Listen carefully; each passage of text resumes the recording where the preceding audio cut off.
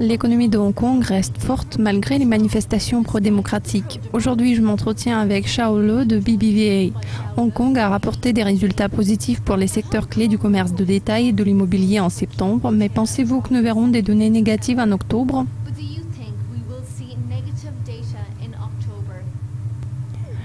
Oui, vous savez, à l'heure actuelle, je pense qu'il est un peu trop tôt de dire que toute cette activité n'a pas été affectée, car nous n'avons vu que les données de septembre. Ce mouvement qui a paralysé le centre de Hong Kong a commencé au début d'octobre. Alors, il est probable que les chiffres d'octobre, surtout ceux des ventes au détail, montrent un certain déclin.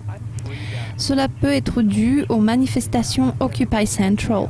Ils ont freiné l'industrie du tourisme à Hong Kong et à mon avis, ce mouvement Occupy Central aura un impact négatif sur les activités économiques à Hong Kong.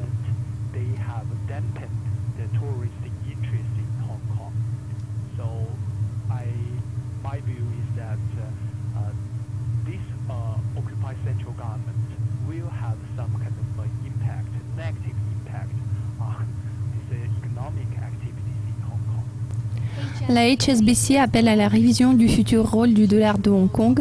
Partagez-vous ce point de vue et pensez-vous que nous pourrions voir son rattachement au yuan ou que le yuan deviendra la monnaie légale de la ville ?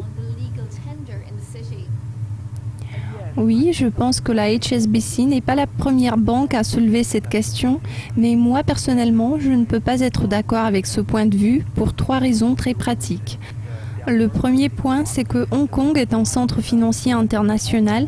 Si on décide de changer la monnaie et ce régime de taux de change, je crains que ça puisse causer beaucoup de problèmes pour les banques et d'autres institutions financières. Ça pourrait réduire l'attrait de Hong Kong en tant que du centre financier international.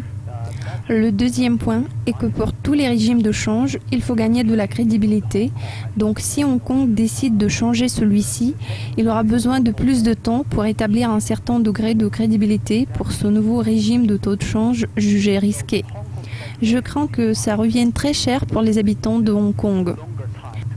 Le dernier point, comme vous pouvez le voir, la société de Hong Kong semblait être un peu perplexe suite à ce mouvement Occupy Central. Alors je pense que pour le gouvernement de Hong Kong, il est difficile d'introduire un changement tellement important en matière de ce régime de taux de change.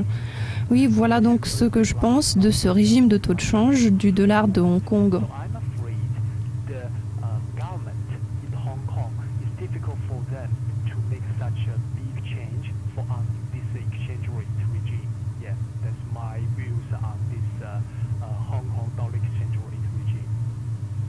Merci beaucoup pour vos commentaires. C'était un plaisir de discuter avec vous.